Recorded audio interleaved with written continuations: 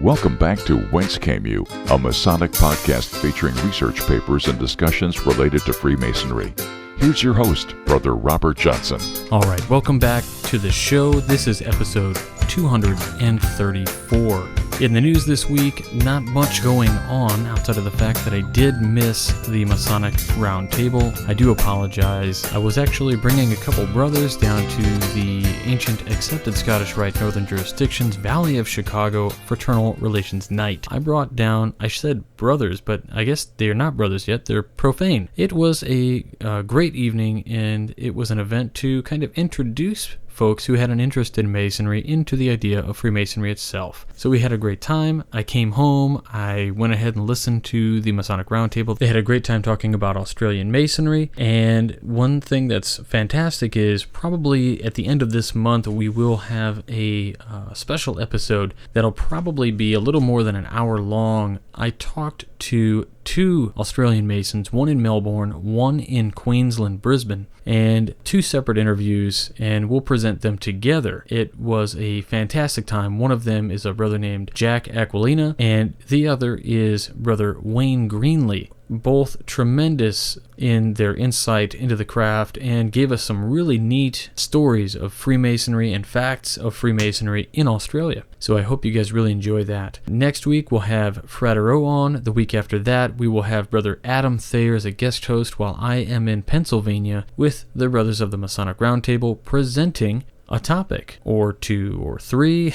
And we'll have a great time there. So I'm looking forward to that. This episode, we've got some great things coming up. I've got two really cool papers, and when you hear where they're from, I think that's kind of one of the cooler parts about it. And in between those two pieces, we will have illustrious Brother Stephen L. Harrison stop by with the Masonic Minute. So, without any further delay, we're going to get right into this week's first piece. This week's first piece comes from Square and Compass, a journal of Freemasonry, and this magazine is published in 1892.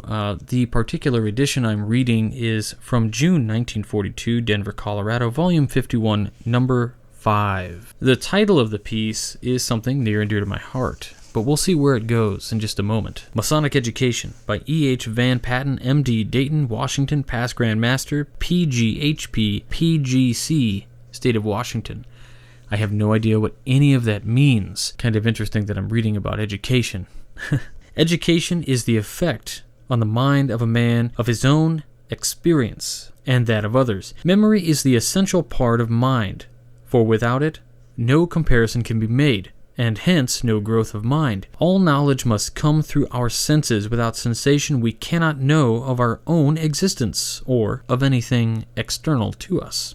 Masonry, if rightly understood, is a school, an epitome of life. An entered apprentice is the operative mason must first learn to form the stones of a building before he can learn their uses. As a fellow craft, he must learn to place the stones in the proper places, to see that they are level and plumb, to estimate the stress that will be placed upon them, and to cement them in his general mass. He must not only study the columns and supports of the building, but also its adornments. He must know the uses to which the building is to be put, and conform to the general design. The columns are merely for support and adornment, and are not the essentials of the structure. In Masonry, the columns are but symbols. That which lies beyond them is the real building, and that must be known, or all efforts is failure. All of this must be known by the fellow craft, and this alone can fit him for the next step.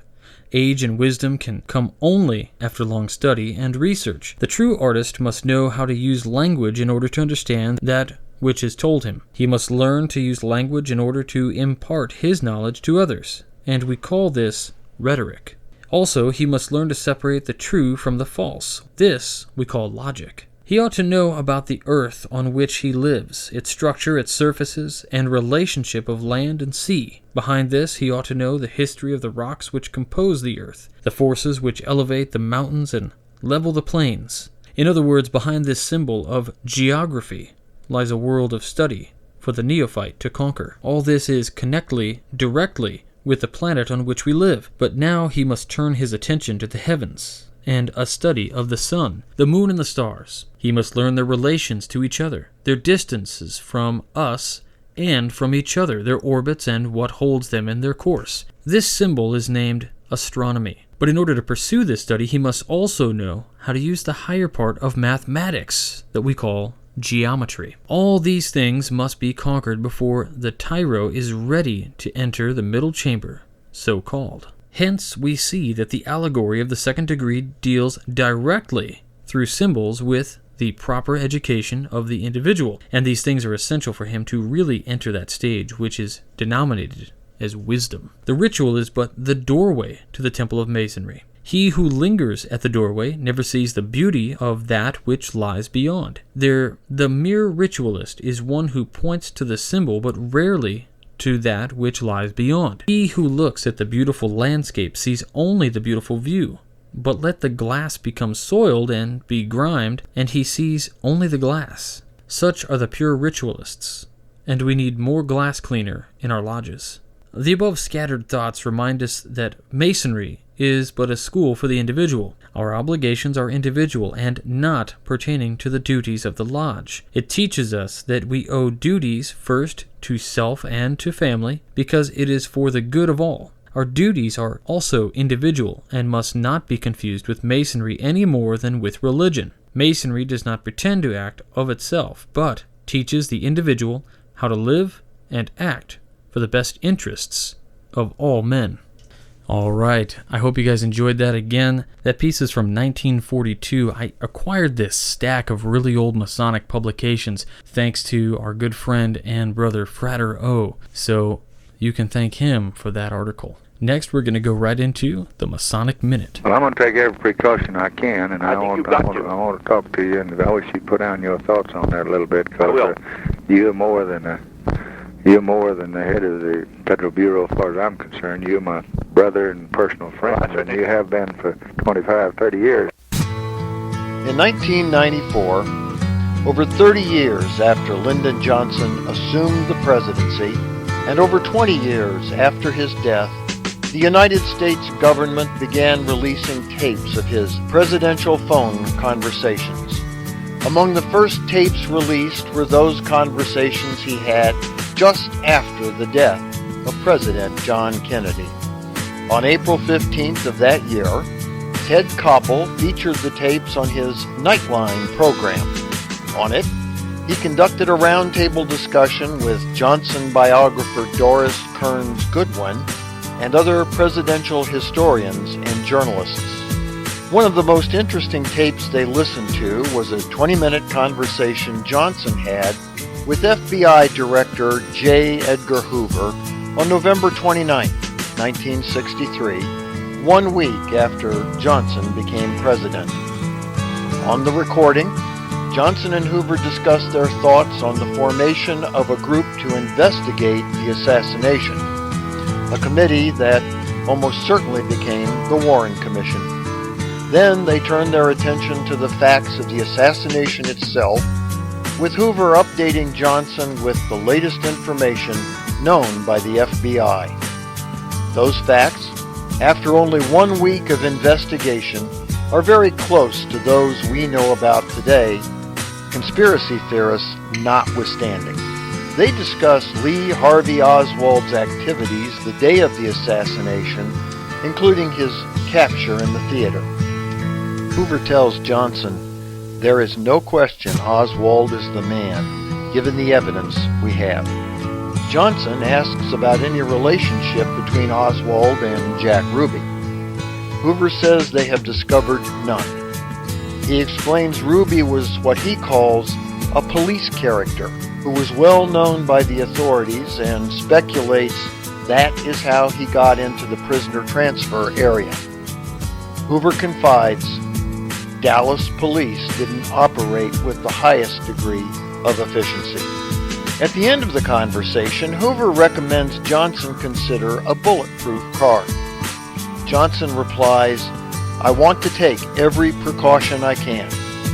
You're more than the head of the Federal Bureau as far as I'm concerned. You're my brother and personal friend, and you have been for 25 to 30 years." Upon hearing that last sentence, Koppel asked the panel, what did President Johnson mean when he told Hoover, "You're my brother"? Not a single panelist had any idea what Johnson was talking about. But we know, don't we? Lyndon B. Johnson is not always included in lists of presidents who were Freemasons. However, he was in fact initiated and entered apprentice on October 30th, 1937 in Johnson City Lodge number 561 at Johnson City, Texas. He never went beyond the first degree. J. Edgar Hoover, on the other hand, was a 33rd degree Scottish Rite Mason, a York Rite Mason, a member of Federal Lodge number 1, Washington, D.C., and a charter member of Justice Lodge number 46 in Maryland. Lyndon B. Johnson and J. Edgar Hoover were, in fact, Masonic brothers, and President Johnson acknowledged it in that historic conversation. For the Whence Came You podcast, this is Steve Harrison with the Masonic Minute. All right, I hope you guys enjoyed that. As usual, illustrious brother Stephen L. Harrison always puts together something really cool for us, and we appreciate it immensely. We have a great team on Whence Came You, and what is deemed as Whence Came You Media, essentially. We have several brothers who have stepped up to the plate to help this program come to you and to deliver consistent quality Masonic education and even entertainment at times. We understand that there's a need to continually make things better, and because of that, that's the direction we've taken this. Brother Stephen L. Harrison came on board to bring us these historical segments and video clips that you can download on our YouTube channel, or you can download them on his YouTube channel. And we've brought along Frater O to bring us into the spiritual, esoteric realms of Freemasonry and the occult meaning secret teachings. We've brought along somebody new into the fold as well. We've got Brother Adam Thayer, worshipful Brother Adam Thayer, I should say, who has been instrumental in allowing me to do what I have to do in terms of traveling and such for Freemasonry and family, and he has taken up the cause of making sure this show continues to move forward. So on weeks that I'm not here, Brother Adam Thayer has taken the reins. Now I know some people thought that last week's or a couple weeks ago when he hosted the show that the audio quality wasn't that great. I agree, but we have remedied that. We have a whole new setup for him, and I think it sounds fantastic. So I think you guys will really enjoy that. We've also added a brother, Brother Matthew, who is out in Connecticut, who has been really cool about the whole situation. He's going to be kind of the Whence Came You digital archivist, making sure the consistent data is there and searchable when you want to find a certain episode. So there'll be titles added and the proper sequencing for numbers of episodes. We've gone through a couple iterations of how we number the episodes, and I've tried to go back and add titles and famous Freemasons and get all that kind of cataloged, but I'm just so busy, and Brother Matthew has stepped up to the plate for that, and he'll be helping out where he can. Something else that he's doing, and I think it's fantastic, is he has started something kind of a branded study group, a Whence Came You study group, presenting neat ideas and things like that. So if you're interested in a Whence Came You study group, then you can contact Matthew. He's going to be kind of our study group captain for the Americas, essentially. Basically, we're going to work to come up with a protocol and a series of study group best practices, as it were, and present those, and we'll have them on our website for download for free. You can download them and you'll be able to kind of adapt them to your needs. This will just be a great foundation stone for your study group. I hope you guys really enjoy that when it comes out. And in addition to that, we will have Brother Wayne Greenlee, who is in Australia, brand new Master Mason. He's been a longtime friend of mine. He's written for the Midnight Freemasons on occasion, and he agreed to become a Midnight Freemason contributor, so we're really excited about that. But in addition to that, because of the relationship that Wayne and I have, I'm sure he will have segments on this show on occasion where he might present some interesting information on Australia or Australian Masonry, and may be a recurrent themed guest. So it all depends on his schedule. He is in university and he works full time. So we do recognize, it's a family first organization and we all have our obligations. So with that, just please welcome these guys to the team as we strive to bring you top-notch Masonic education, entertainment, all of these things to help engage you in the craft. And speaking of Worshipful Brother Adam Thayer, I mentioned earlier about him possibly doing some segments for us and book reviews of that nature. Well, we've got a real treat. We have his first book review ready to go, a new book from McCoy Publishing Company, and I'll let him take it away. Welcome to the first installment of From the Library, where we review and discuss upcoming Masonic books. Today we are reading McCoy's Modern Worshipful Master's Assistant, which was originally written by Robert McCoy and was updated and edited by Michael A. Halleran. The copy of this book that we were given to review is a pre-release, so while the final content will probably not vary significantly, I won't discuss any grammatical or spelling errors that may be present at this draft. Many of us today are unfamiliar with McCoy's Worshipful Master's Assistant, which is a true shame, as it contained a significant amount of very useful content for both the veteran Worshipful Master and for the man who is facing sitting in the Oriental chair for the first time. However, as with many of our most influential writings, the language used, which was beautiful and flowing at the time, now feels stuffy and stilted, will turn off all but the most dedicated researcher. In the Modern Worshipful Master's Assistant, Brother Halleran has endeavored to update the language to be more accessible to the modern Mason, has removed some content which is no longer relevant, and added suggestions regarding subjects that did not exist in McCoy's time, such as social media usage. In this, Brother Halleran was mainly successful, and this book should prove to be a valuable resource to the current generation of Masonic leadership. The writing style is semi-formal, and is interspersed with many quotations from various United States Grand Lodges, as well as from other works. This style proves much less jarring than in previous editions, and significantly improves the understanding of the concepts being provided. Footnotes are provided throughout the text, which makes reading this version of the book much easier to read than an appendix would have. The content itself is, as in the original text, invaluable. Everything from committee usage to the duties of a worshipful master to social media gets covered, and while this book is good to read cover to cover, it will prove itself more useful as a quick reference. One caveat to this book exists, and Brother Halleran has pointed it out as well. This book is only a supplement to the materials provided by your Grand Lodge.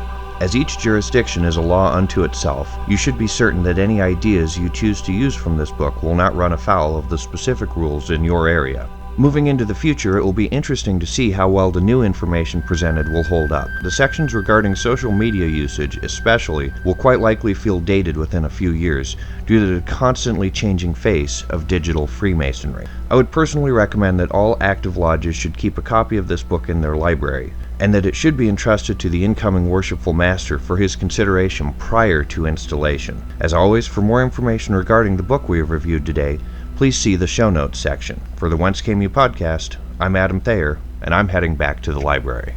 The next piece I have is something from my own Scottish Rite. It comes from the Chicago Scottish Rite magazine, published in December 1942, the same year as the previous article. And there is an article in here called The 33rd Degree, the Why and How. And the article seems to address some interesting issues that were being brought up around this time, where there was a critique of the way the Northern Masonic jurisdiction 33rd degree. So without any further delays on this, I want to dive right in, and I hope you're just as excited to hear these old issues as I am.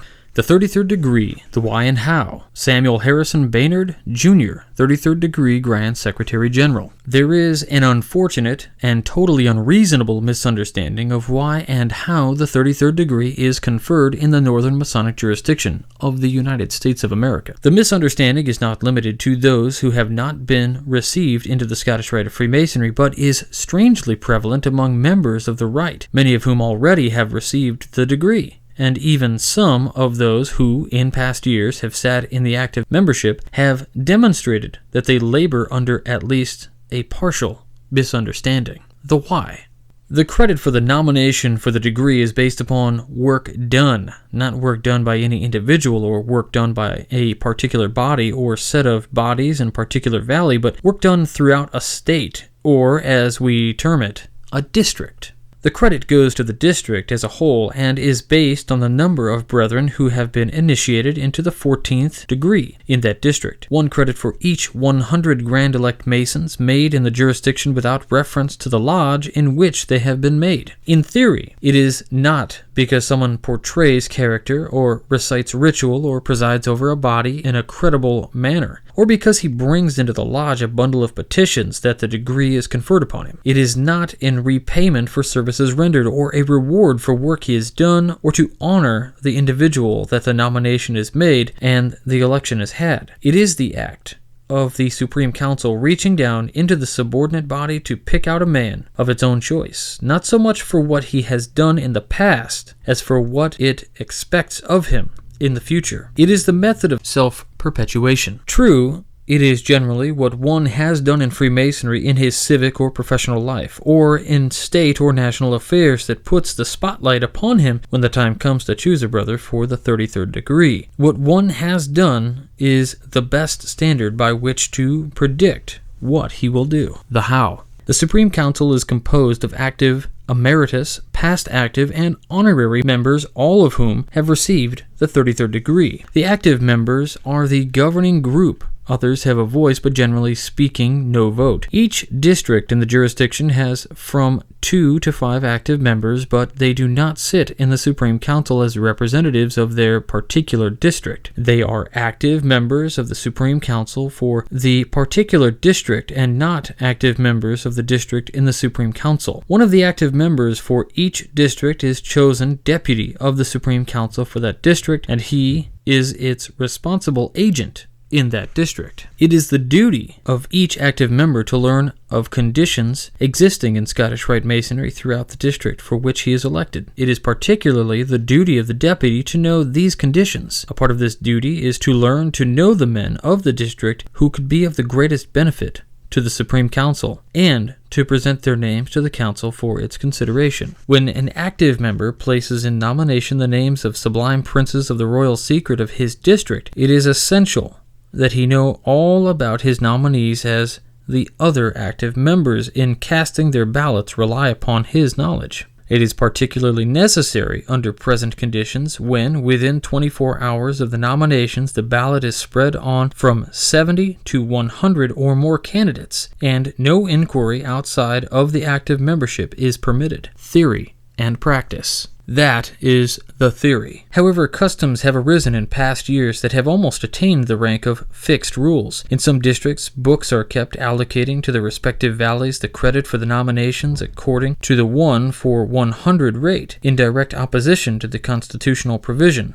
quote, without reference to the lodge in which they were made, end quote. As a result, the Supreme Council is deprived of the services of 1 or more outstanding brethren in these districts because credits due to the district have been split up into fractional credits allocated to different valleys in the district. In other districts, the officers of subordinate bodies are in the habit of recommending certain of their own members for nomination and going to the extent of demanding representation for their valley. The result of this is often that some brother who may or may not be active in his own local valley, but who would be of inestimable value to the Supreme Council, is sidetracked because someone far less capable for this moment, is for the moment on the crest of the wave of popularity in some other valley, and the demand for quote-unquote representation is so insistent that it is given attention by the deputy or his active associates. Thus,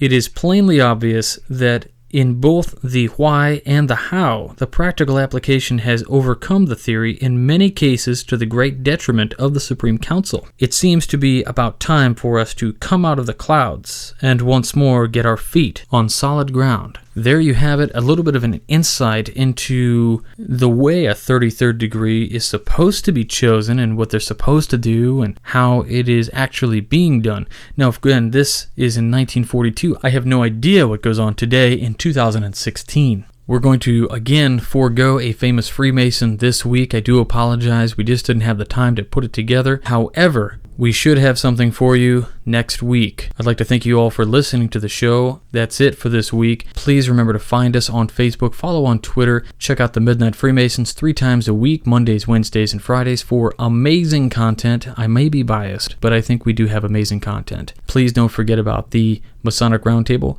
going live every Tuesday night at 10/9 Central. These guys dedicate a whole lot of time. John and Jason carry the show. Nick brings a tremendous dictionary of Masonic knowledge to the show, which is his brain, and Juan Sepulveda providing a very unique and just the greatest insight into some of the more fascinating aspects of the craft. And of course, there's me, who is just on the show, and I am just in the right room because every one of those guys is a whole lot smarter than I am. So if you like Masonic podcasts, please check them out. We are live again every Tuesday night, 10/9 Central on YouTube or in Google Hangouts.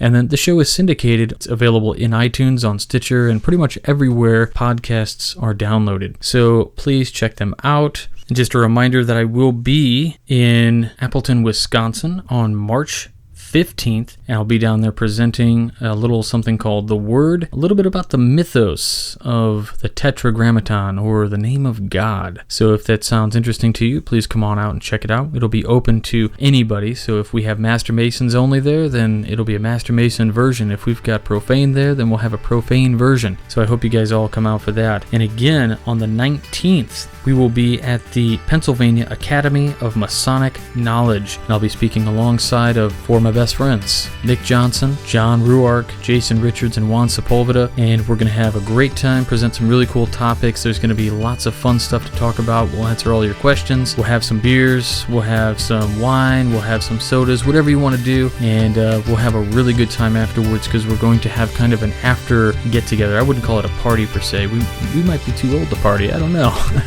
But I hope you guys all come out, and we'll have a great time. So with that, until next week, stay on the level. For Whence Came You, I'm Robert Johnson. You've been listening to Whence Came You, a Masonic podcast featuring research papers and discussions related to Freemasonry with your host, Brother Robert Johnson. Be sure to join us for our next edition.